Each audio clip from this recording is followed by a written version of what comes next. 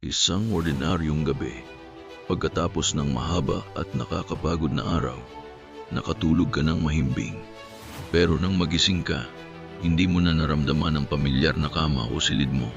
Sa halip, nasa gitna ka ng isang lungsod na parang galing sa pelikula. Lumilipad na sasakyan sa kalangitan, holographic signs sa bawat kanto, at mga robot na naglalakad na parang tao. Ang lahat ay futuristic, at ang teknolohiya ay higit pa sa iyong imahinasyon. Naliligaw ka at naglalakad, sinusubukang hanapin ng kahit na sino o kahit anong pamilyar.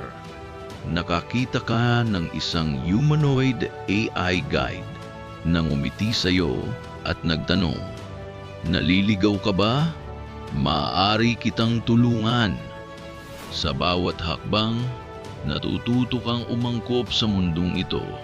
Ang mga tao ay nakikipag-ugnayan sa pamamagitan ng memory implants at virtual reality.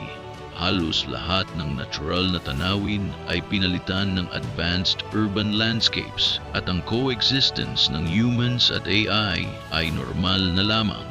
Sa wakas, ipinaliwanag ng AI guide ang katotohanan. Ang katawan mo ay cryogenically preserved sa taong 2024 at nagising ka sa 3024.0. Lahat ng nararanasan mo ay totoong mundo, hindi panaginip. Ngunit may twist. Ang consciousness mo lang ang na-transfer sa isang future clone. Para bang ikaw at ang bagong mundo ay pinagtagpo ng kapalaran. Ngunit may bahagi sa iyo ang nagtataka. Maari ka bang bumalik sa nakaraan? Sa pagtatapos, nakatayo ka sa isang rooftop at tiningnan ang futuristic skyline.